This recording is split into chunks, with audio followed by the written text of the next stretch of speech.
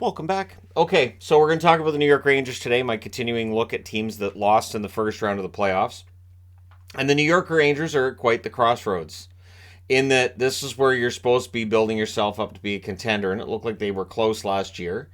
But yeah, they lose in the first round this year. So it's a matter of where do you go from here? And there's speculation of whether or not Gerard Gallant may be out of work. That's possible. The reality is that it's hard to fire a guy who coached a team to a 107-point season, 47, 22, and 13.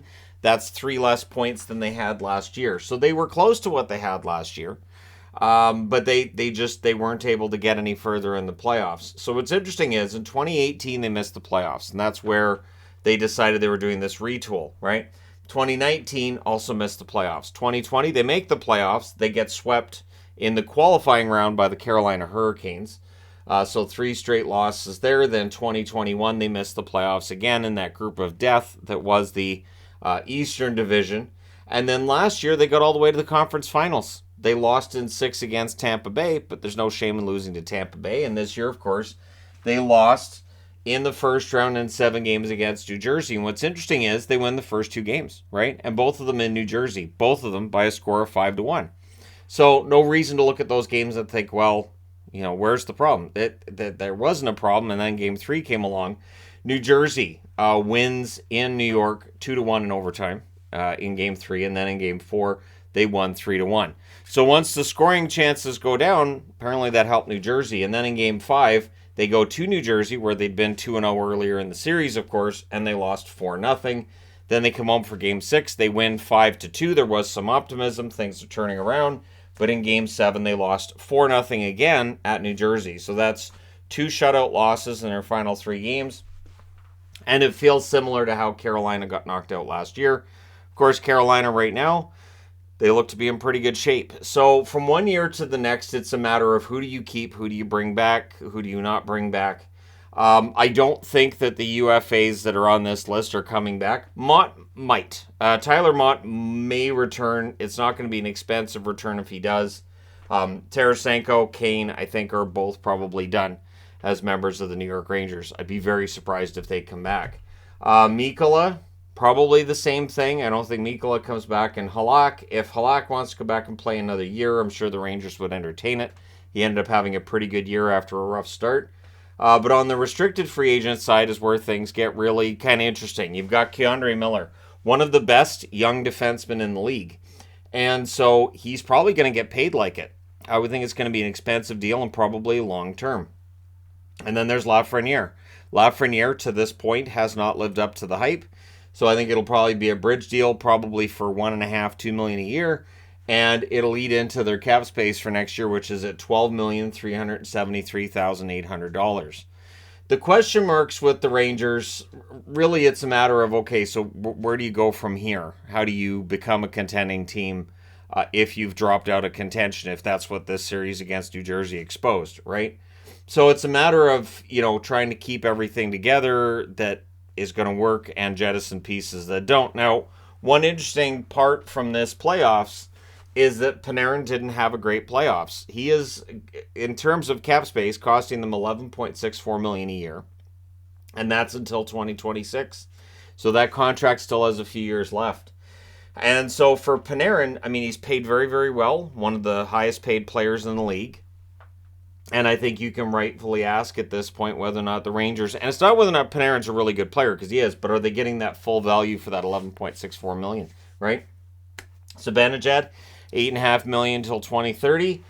Absolutely solid regular season, but in the playoffs they needed more than the 1 goal they got from him. So that's about $20 million in cap space between Panarin and Zibanejad during the playoffs. That totaled 1 goal over a 7-game series. Trocheck, $5.62 million until 2029. That's a very long-term contract. I don't have Kreider up there because Kreider's not going anywhere, and I don't think his cap hit is that high. And I wanted to mention Adam Fox, not that he's going anywhere either, but $9.5 million until 2029. And I think that's reasonable. I think Fox had a season for the Rangers as good as he did during his Norris winning season, but there was somebody else named Carlson that overshadowed him, right? So for Fox, Really solid season. Trouba, $8 million till 2026. I still think for Trouba and for what he brings, I think the $8 million cap hit's probably high. But again, he's their captain. He throws those big ice, open ice hits, which cause a lot of debate in National Hockey League circles. But yeah, so that's some serious money. And with those contracts on the books, it's not like you're going to be doing a retool or rebuild. That's not going to happen. You've got Shesterkin in net for a while, so there's no need for any kind of a rebuild. This is just a matter of a team that lost in the first round. Maybe it was just a bad matchup for them. Maybe if the Rangers had matched up against a Carolina, maybe if they'd matched up against the Islanders, maybe they win and they go to the second round and we're not having this discussion. Interesting as well, up in 2024, so next year's restricted free agents include Capo Caco, who I thought had a good year. I don't think he gets a huge long-term extension, but I thought he had a good year. Lindgren. Lindgren is a fantastic defenseman. Really appreciate Lindgren's game.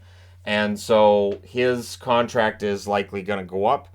And so is Schneider's. Schneider, of course, young defenseman, growing into his role with the team. And I like the blue line a lot with New York. I think they've got a solid blue line. They've got solid goaltending. And their forward group is pretty good, too. This is a really solid overall team. But I want to get into the Tarasenko and Kane argument. So there's the, are you better off making these deals or are you better off making these deals or not? Easy for me to say. And with Tarasenko, he played 31 games during the regular season with the Rangers, 8 goals, 13 assists, 21 points. So I thought he was okay.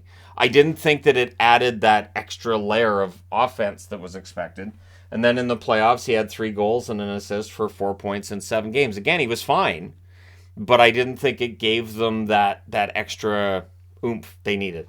And then with Kane, 19 games during the regular season, 5 goals, 7 assists, 12 points.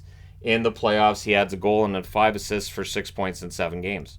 Now, the thing with Kane is that his play is not the same as it was, say, 5 years ago. So the expectation I felt when they added Kane wasn't necessarily for the offense as much as for the leadership, for what he might bring to the locker room. And clearly, in the end, the 1 goal, 5 assists in 7 playoff games. While the production was fine from both Tarasenko and Kane in that playoff series, during that Game 7, when they really needed that push from the veterans who'd been here before, in the end, New Jersey was just able to shut that down. There just wasn't much going on there. Now, in this year's draft, not a lot of draft picks for the Rangers. They don't have a 2nd, 4th, 5th, or 7th. They have an extra 6th-round pick, but they just don't have as many draft picks as you normally would. They did not sell off their first-round pick, though, and I thought it was smart for some of these contending teams not to throw in a first-round draft pick, because you just don't know. And this year's draft is deep enough that I think there's teams that have traded their first-rounders that will regret it later. Now, the 2023 second-round pick that was traded to the Hawks would have upgraded to a first in the event that New York had gone all the way to the conference final. Of course, that doesn't happen. So that remains a second-round pick. And it's interesting, too, because the return for Kane from the Rangers was seen as not being enough. But I would argue that with the Rangers being out in the first round, to me it's kind of a wash. Like, yeah, you would have wanted more for Chicago, but Kane's a UFA this summer. It's a pure rental situation. I don't think he stays in New York. It'll be interesting to see what Kane does. Does he stay in the National Hockey League and sign somewhere else? What happens? Because again, if Taves is potentially retiring, what's to stop Kane from saying, I've done everything I want to do in my career and look at all this money? And I'm surprised, to be honest, there aren't more players that do that. And I, not for a money perspective, but from a perspective of having just security for their family. They can, live whatever life they want to. They can go and they can travel. I'm surprised there aren't more players that retire earlier, but that competitive spirit tends to bring guys back. So we'll see where they end up, but in terms of cap space, the Rangers don't have enough in order to entice Tarasenko or Kane back, I wouldn't think. And also, I think they need to elevate Lafreniere, Kakko, and Hedl in the upcoming season. I think they need to play more. So not bringing back some of these veterans, it cuts costs, which is good, while still keeping the team competitive, and that's really the key.